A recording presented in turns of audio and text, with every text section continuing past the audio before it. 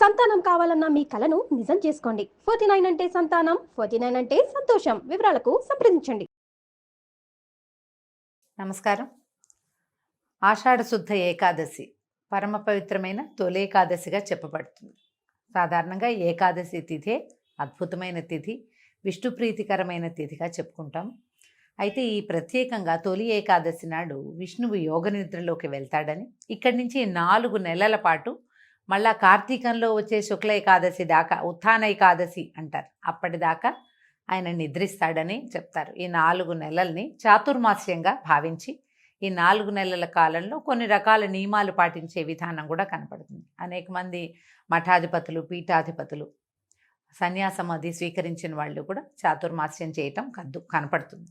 సంసారులు కూడా, సాధారణమైన వాళ్ళు కూడా చాతుర్మాస్య దీక్ష, పెద్దవాళ్ళు దీక్ష తీసుకుంటారు. అది ఇక్కడి నుంచి మొదలు ప్రతి నెల ఒక్కొక్క వస్తువుని వ్యర్థ పదార్థంగా తీసి పక్కకు పెడతారు. వాళ్ళ పద్ధతి ప్రకారం చేసుకోవచ్చు. అయితే ఈ చాతుర్మాస్యంగా చెప్పబడే 4 నెలల కాలంలోనూ విష్ణుదేవుడు, మహావిష్ణువు పాతాళంలో ఉన్నటువంటి బలిచక్రవర్తి వద్దకి వెళ్తాడని ఇలాంటి ఒక కథనం కూడా కనిపిస్తుంది.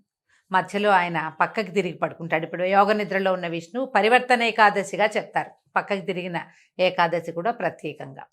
అయితే ఈ ఏకాదశిలో మొదటిగా తొలి ఏకాదశిగా చెప్పబడే ఈ ఏకాదశి రోజున పేలపిండిని విష్ణువుకి నివేదన చేస్తారు. పేలపిండి పంచిపెట్టచ్చు, చాలా విశేషమైన దానంగా పరిగణించబడుతుంది. ప్రసాదంగా ఇవ్వచ్చు, దానంగా ఇవ్వచ్చు. ఈ తొలి ఏకాదశి రోజున అన్నం పూర్తిగా నిషేధం, మాంసాహారం నిషేధమే. ఆ తర్వాత ఒకవేళ ఏదైనా అనారోగ్యంగా ఉండి ఆహారం విసర్జన చేయలేము, ఉపవాసం చేయలేని వాళ్ళు సాత్వికమైన ఆహారం ఏదైనా తీసుకోవచ్చు. ఉల్లి, వెల్లుల్లి అలాంటివి తీసుకోకూడదని చెప్తారు. అయితే ఏకాదశి సాధారణంగా మనం అందరూ ప్రతి ఏకాదశికి ఉండేటట్టుగానే ఈ తొలి ఏకాదశి నాడు కూడా ఆ రోజంతా ఉపవాసం ఉండటం, పగలు నిద్రించకూడదు, రోజంతా విష్ణునామస్మరణలో ఉండాలి, ఎక్కువగా నామపారాయణ చేసుకుంటే మంచిది. మళ్ళీ మర్నాడు ఉదయము ద్వాదశి సమయం దాటకుండానే పారణ చేయటం, ఎవరికైనా బ్రాహ్మణ భోజనం ఇవ్వటం, బ్రాహ్మణులకి భోజనం పెట్టడం, లేదా మోయిని ఇవ్వటం, పొత్తర్లు ఇస్తామంటారు, అలాంటిది ఏదైనా ఇవ్వచ్చు. ఇచ్చి తాము భోజనం చేస్తే తొలి ఏకాదశి వ్రతం పూర్తవుతుంది. ఈ తొలి ఏకాదశిని శయనేకాదశిగా కూడా చెప్తారు. విష్ణుమూర్తి నిద్రపోతారు కాబట్టి, ఇక్కడి నుంచి నిద్ర మొదలు కాబట్టి. అయితే ఇప్పటి నుంచే మనకి కొద్ది రోజులు, ఒక 10 రోజుల తర్వాత ఇంచుమించుగా దీనికి దగ్గరలోనే ఉత్తరాయణ కాలం వెళ్ళిపోయి దక్షిణాయనం మొదలవుతుంది. ఉపాసనా కాలంగా చెప్తారు. దేవతల నిద్రాకాలమని, ఇప్పుడు తప్పకుండా ఉపాసనలు పెంచాలని, పండగలు చాలా వస్తాయి చూడండి. ఈ తొలి ఏకాదశి తర్వాత క్రమంగా మనకేముంది, ఆషాఢం వెళ్ళిపోతే శ్రావణం వస్తే అన్ని పూజలు. భాద్రపదంలో 10 రోజులేమో మనం గణపతికి పూజ చేసుకుంటాం.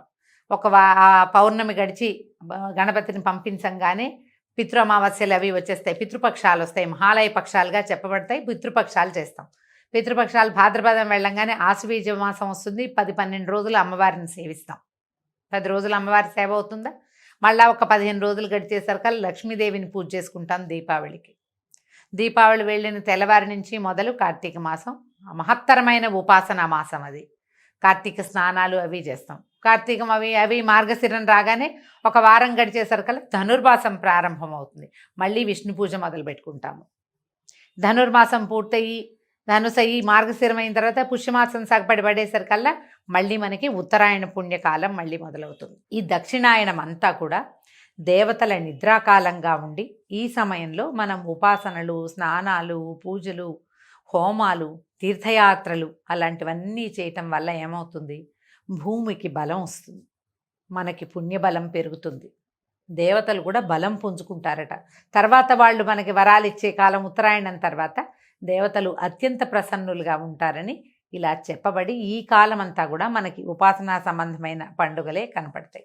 దానికి ఆరంభమే తొలి ఏకాదశి. ఆషాఢ మాసంలో ఇంకా వేరే పండగలేం లేవు. ఆషాఢ మాసం శూన్యమాసం, ఖాళీ. కొత్తగా పెళ్ళైన ఆడపిల్లలు పుట్టింటికి వచ్చేస్తారు, అల్లుడు గడప దాటకూడదు, ఇలాంటి నియమాలు కూడా మన ప్రాంతంలో కనపడతాయి. అయితే ఆషాఢంలో ప్రత్యేకంగా ఆడవాళ్ళు గోరింటాకు పెట్టుకోవాలని, మునగాకు తప్పకుండా, అవిసె కూర, మునగాకు అవి తినాలని చెప్తారు. ఇవన్నీ కూడా సీజనల్గా చెప్పబడినవేనండి. ఆషాఢం తర్వాత ఏముంది, శ్రావణ భాద్రపదాలు వస్తాయి. శ్రావణ భాద్రపదాలు అంటే వర్ష ఋతువు, వర్షాలు వస్తాయి కదా. ఈ వానలు వచ్చే ముందు కాలం అంతా కూడా మనం మన గోళ్ళు, వేళ్ళు, చర్మము, పొట్ట అంటే మా గట్టుని అన్నిటినీ రెడీగా చేసుకోవడం కోసమే ఈ గోరింటాకులు పెట్టుకోవటము అలాంటివన్నీ. తర్వాత ఈ మునగాకు తినటము, మొరింగా అని ఇప్పుడు చాలా ఫేమస్ అయింది మునగాకు. ఈ మునగాకు కనుక తింటే ఏంటంటే గట్ ఫ్రెండ్లీ, అది మనకి శరీరాన్ని శుద్ధి చేస్తుంది. ఆదివారాలైనా కనీసం తినాలంటారు. తెలంగాణ ప్రాంతం అంతా ఆషాఢ మాసం అంతా కూడా అమ్మవారి సేవాకాలం నడుస్తుంది. విశేషంగా గ్రామదేవతల్ని అర్చిస్తారు, ఆమెకు బోనాలు సమర్పిస్తారు. ఆదివారం నాడు అసలు హైదరాబాద్లో అటు ఇటు నడవలేం మనం, రోడ్డు మీద చాలా రష్గా ఉంటుంది. అన్ని చోట్ల బోన సమర్పణే కనపడుతుంది. అన్ని దేవాలయాలు బిజీగానే ఉంటాయి. ఒక్కొక్క ప్రాంతంలో ఒక్కొక్క రకంగా చేస్తారు. ఈ ప్రాంతపు ఆచారం ఇట్లా కనపడుతుంది.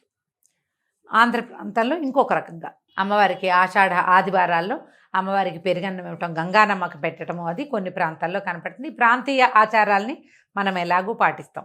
ప్రాంతాలకి అతీతంగా ఈ తొలి ఏకాదశి పండగని అందరము చేసుకుంటాం. ఈ రోజున తెల్లవారే స్నానం చేసి, తలంటు పోసుకోకూడదండి, నూనె రాసుకుని స్నానం కాదు. తల కొంచెం కుంకుడుకాయతోటో లేదా కాస్త షాంపూతోటో తల రుద్దుకోవటం, తల కడగటమే. తెల్లవారే స్నానం చేయటం, పూజా పునస్కారం చేసుకోవటం, భగవంతుడికి పళ్ళు పాలు నివేదన చేసి, దాంతోపాటు పేల పిండిని కూడా నివేదన చేసి, పేలాల పిండినే ఈ రోజున మనం ఆహారంగా తీసుకోవచ్చు. దాన్ని అందరికీ ప్రసాదంగా పంచిపెట్టచ్చు. దేవాలయ దర్శనం విశేషంగా చెప్తారు. తొలి ఏకాదశి నాడు మీరు ఏ దానం చేసినా అది ద్విగుణీకృతమైన ఫలితాన్ని ఇస్తుంది. దానం పుచ్చుకోని కూడా అనకూడదు. వాళ్ళు ఎవరైనా ఏమైనా ఇస్తే అబ్బాయి మేము ఇది తీసుకోండి అనకూడదు, తీసుకోవాలట తప్పకుండా. వస్త్రదానం చేయొచ్చు, పళ్ళు ఫలాలు దానం చేయొచ్చు, తీయని వస్తువులు ఏవైనా ఇవ్వచ్చు. పంచామృతం లాంటివి కూడా కలిపి ఎవరికైనా, పంచామృతాలు అంటే పాలు పళ్ళు, అదే పాలు నెయ్యి, తర్వాత తేనె, పంచదార, పెరుగు, ఇవి కూడా మనం విరివిగా ఎవరికైనా ఇవ్వచ్చు. ఇవన్నీ కూడా మంచి అద్భుతమైన దానాలుగా పరిగణించబడతాయి. ఈ రోజంతా కూడా విష్ణునామ సంకీర్తన చేసుకుంటూ రాత్రికి జాగరణ ఉండగలిగితే చాలా మంచిది. ఏదైనా గర్భవతులు, పెద్దవారు, మరి చిన్నపిల్లలు, వీళ్ళంతా అన్నం తినకుండా ఉండలేని వాళ్ళైతే వారికి ఉపవాస నియమం లేదు. ఒకవేళ ఉండగలిగితే అన్నానికి భిన్నంగా ఏదైనా కొద్ది చిన్నపాటి ఫలహారాన్ని స్వీకరించవచ్చు. ఈ రెండు లేకుండా ఉండగలిగే వాళ్ళు హాయిగా ఉపవాసం ఉండొచ్చు. భగవన్నామస్మరణ చేసుకుంటే మంచిది. ఈ పరమ పవిత్రమైన తొలి ఏకాదశి రోజున దుర్భాషలు ఆడకూడదు, ఇతరులని నిందించకూడదు, గొడవలకి కొట్లాటలకి దిగకూడదు. ఇది ప్రధానమైన నియమం. మీరు ప్రశాంతంగా ఉండి ప్రపంచాన్ని ప్రశాంతంగా ఉండనివ్వాలి. మర్నాడు ఉదయం పొద్దునే మళ్ళీ స్నానం చేసి దేవతార్చన చేసుకుని వంట చేసుకుని స్వామికి నివేదన చేసి ఎవరికైనా భోజనం పెట్టి మనం కూడా భోజనం చేయగలిగితే మంచిది. దక్షిణ తాంబూలాదులతో బ్రాహ్మణ్ణి సత్కరిస్తే మరీ మంచిది. ఇది సంవత్సరానికి ఒకసారి వచ్చేదే. ఈ మనం మామూలుగా చెప్పుకునే ఏకాదశుల్లో ప్రత్యేకంగా ఈ ఒకరోజు ఉపవాసం ఉన్నా చాలా 24 ఏకాదశులు వస్తాయి మనకి సంవత్సరానికి. అవన్నీ చేయలేము. ఈ ప్రఖ్యాతమైన ప్రత్యేకత ఇది, స్వామివారు ఈ రోజున యోగ నిద్రలోకి వెళ్తాడు కాబట్టి ఈ రోజున అయినా సరే మనం ఉపవాసం చేయగలిగితే మంచిది. ఒకవేళ ఉపవాసం ఉండలేని వారు కనీసం మాంసాహారం తీసుకోకుండా అయినా ఉండగలిగితే మంచిది. భగవన్ నామస్మరణ చేసుకోండి, విశేషమైన ఫలితం లభిస్తుంది. అవకాశం ఉన్నవాళ్ళు ఈ పండుగని చక్కగా జరుపుకోవచ్చు. ఇవేటికి అవకాశం లేదు, ఏదో భోజనం చేసేసాం, దేవాలయ దర్శనం చేయొచ్చు కదా, కనీసం దేవాలయ దర్శనమైనా చేసుకోండి. విష్ణునామ సంకీర్తనతోటి ఈ తొలి ఏకాదశి పండుగని చక్కగా జరుపుకుందాం. నమస్కారం.